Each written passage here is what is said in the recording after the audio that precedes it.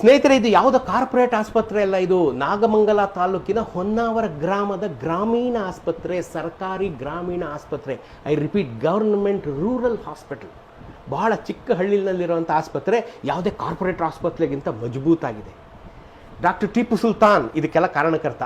Sir, ನಿಮ್ಗೆ ಯಾಕೆ ಅನ್ನಿಸ್ತು ಇಷ್ಟು ಚೆನ್ನಾಗಿ ಹಾಸ್ಪಿಟ್ಲ್ ಇಟ್ಕೋಬೇಕು ಅಂತ? ಯಾಕೆ ಅನ್ನಿಸ್ತು ಹೇಳಿ ಸರ್. ಈಗ ನಾನು ಹೇಳಬೇಕು ಅಂತಂದ್ರೆ, ಸರ್ಕಾರಿ ಆಸ್ಪತ್ರೆಗಳು ಆ ತರ ಇರುತ್ತೆ, ಕೆಟ್ಟದಾಗಿರುತ್ತೆ, ಹೊಲ್ಸಾಗಿರುತ್ತೆ, ಆ ತರ ಎಲ್ಲ ಮೈಂಡ್ ಸೆಟ್ ಅಲ್ಲಿ ಎಲ್ಲರೂ ಜನರ ಮೈಂಡ್ ಸೆಟ್ ಅಲ್ಲೂ ಇದೆ. ಆಮೇಲೆ ಸರ್ಕಾರಿ ವೈದ್ಯರು ಕೂಡ ಸುಮ್ಮನೆ ಬರ್ತಾರೆ ಹೋಗ್ತಾರೆ ಅನ್ನುವಂತ ಕಾನ್ಸೆಪ್ಟ್ ಇರುತ್ತೆ. ಈಗ ನಾವು ಸರ್ಕಾರ ಅನುದಾನ ಕೊಡ್ತಾ ಇದೆ. ಈಗ ಯಾವ ತರ ಅನುದಾನ ಕೊಡ್ತಾ ಇದೆ ಅಂದ್ರೆ, ನೀನು ಪೇಷಂಟ್ ನೋಡು, ನಾನು ದುಡ್ಡು ಹಾಕ್ತೀನಿ. ಆ ಅನುದಾನನ ತಗೊಂಡು ನಾವು ಹೇಗೆ ಬಳಸ್ಕೋಬಹುದು, ಹೇಗೆ ಆಸ್ಪತ್ರೆನ ಇಂಪ್ರೂವ್ ಮಾಡಬಹುದು, ಹೇಗೆ ಆಸ್ಪತ್ರೆಯ ರೋಗಿಗಳ ಚಿಕಿತ್ಸಾ ಗುಣಮಟ್ಟನ ನಾವು ಹೇಗೆ ಇಂಪ್ರೂವ್ ಮಾಡಬಹುದು ಅನ್ನೋದನ್ನ ನಾವು ಇದರಲ್ಲಿ ತೋರಿಸಿದೀವಿ ಸರ್. ಅಮೇಝಿಂಗ್. ಒಬ್ಬ ಡಾಕ್ಟರ್ ಮನ್ಸು ಮಾಡಿಬಿಟ್ರೆ ಒಂದು ಆಸ್ಪತ್ರೆ ಎಷ್ಟು ಚೆನ್ನಾಗಿರುತ್ತೆ ಅನ್ನೋದಕ್ಕೆ ಡಾಕ್ಟರ್ ಟಿಪ್ಪು ಸುಲ್ತಾನ್ ನಿದರ್ಶನ. ಇವ್ರು ನಾಗಮಂಗಲದವರು, ಲೋಕಲೈಟು. ಮಧ್ಯಾಹ್ನ 1 ಗಂಟೆಗೆ OPD ಕ್ಲೋಸ್ ಮಾಡ್ಬಿಡ್ತಾರೆ ಕಣ್ರಿ. 2 ಗಂಟೆ ಮೇಲೆ ಇವ್ರು ಊರು ಸುತ್ತಕ್ಕೆ ಹೋಗ್ತಾರೆ. ಅದೇನು ಮಾಡ್ತೀರಾ ಹೇಳಿ ಸರ್? ಊರು ಸುತ್ತುವಾಗ 2 ಗಂಟೆ ಮೇಲೆ ನಾವು ಪ್ಯಾಲೇಟಿವ್ ಕೇರ್ ಅಂತ ಇರುತ್ತೆ. ಪ್ಯಾಲೇಟಿವ್ ಕೇರ್ ಅಂಗನವಾಡಿ ವಿಸಿಟ್ ಇರುತ್ತೆ, ಸ್ಕೂಲ್ ವಿಸಿಟ್ಸ್ ಇರುತ್ತೆ. ಆ ನಂತರ ಸ್ಯಾಮ್ ಮ್ಯಾಮ್ ಮಕ್ಕಳು ಅಂತ ಇರ್ತಾರೆ, ಅಪೌಷ್ಟಿಕತೆ ಹೊಂದಿರುವಂತ ಮಕ್ಕಳು. ಅವರ ಮನೆಗೆ ಹೋಗಿ ನಾವು ಪೇಷಂಟ್ಗಳನ್ನ ನೋಡಿ ಬರಬೇಕಾಗಿರುತ್ತೆ. ನೋಡಿ, ಇವರು ಆಸ್ಪತ್ರೆಯಲ್ಲಿ ಕೂತ್ಕೊಂಡು ಬೆಳಗಿನ ಸಾಯಂಕಾಲ ತನಕ ಈ ಬಿಸಿಲಲ್ಲಿ ಈ ಫ್ಯಾನ್ ಕೆಳಗಡೆ ಕೂತ್ಕೊಂಡು ಕಾಲ ಕಳಿಬೋದು. 2 ಗಂಟೆಗೆ ಕ್ಲೋಸ್. ಈಗ ನಾನು ಬಂದೆ ಅಂತ ಈಗಿದ್ದಾರೆ. ಈಗ ಇದನ್ನು ಕ್ಲೋಸ್ ಮಾಡ್ಕೊಂಡು ಈಗ ಊರು ಸುತ್ತಕ್ಕೆ ಹೋಗ್ತಾರೆ, ಎಲ್ಲರನ್ನ ಯೋಗಕ್ಷೇಮ ನೋಡ್ಕೋತಾರೆ. ಇವರಿಂದ ನಾವು ಕಲಿಬೇಕಾಗಿರೋದೇನು? ಶ್ರದ್ಧೆ. ಕೆಲಸದಲ್ಲಿ ಶ್ರದ್ಧೆ. ಒಂದು ಕೆಲಸದಲ್ಲಿ ಶ್ರದ್ಧೆ ಇದ್ದರೆ ನಾವು ಮಾಡೋ ಕೆಲಸನ ಎಷ್ಟು ಸೌಂದರ್ಯಯುತವಾಗಿಟ್ಕೋಬೋದು ಅನ್ನೋದಕ್ಕೆ ಡಾಕ್ಟರ್ ಟಿಪ್ಪು ಸುಲ್ತಾನ್ ನಿದರ್ಶನ. ಇಂಥವ್ರ ಸಂತತಿ ಸಾವಿರ ಆಗಲಿ. ನಿಮ್ಮೆಲ್ಲರ ಹರಕೆ ಡಾಕ್ಟರ್ ಟಿಪ್ಪು ಸುಲ್ತಾನ್ ಮೇಲಿರಲಿ.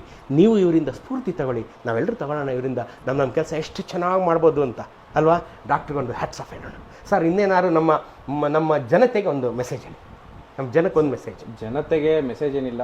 ಈಗಿನ ಸಿಚುವೇಶನ್ ಅಲ್ಲಿ, ಈಗಿನ ಸರ್ಕಾರ ಕೊಡುತ್ತಿರುವಂತಹ ಸವಲತ್ತುಗಳಲ್ಲಿ ನಾವು ಆಸ್ಪತ್ರೆಯನ್ನ ಹೇಗೆ ಇಂಪ್ರೂವ್ ಮಾಡಬೇಕು ಅನ್ನೋದನ್ನ ಮಾಡಿದೀವಿ.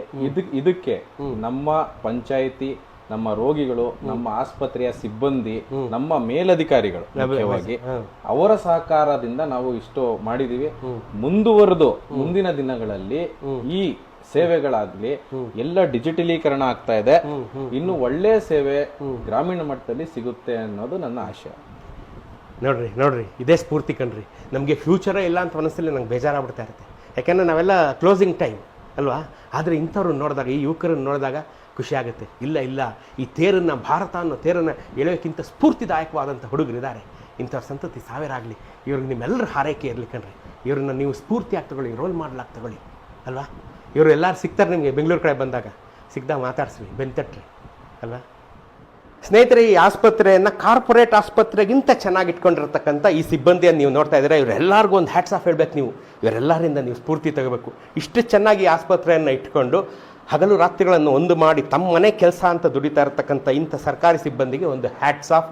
ಇವ್ರಿಗೆ ನೀವು ಸಹ ನಿಮ್ಮ ಹೃದಯಾಂತರಾಳದ ನಮಸ್ಕಾರಗಳನ್ನು ಇವ್ರಿಗೆ ನೀವು ಸಲ್ಲಿಸಬೇಕು. ಇಂಥವರಿಂದ ನೀವು ಸ್ಫೂರ್ತಿ ತಗೋಬೇಕು.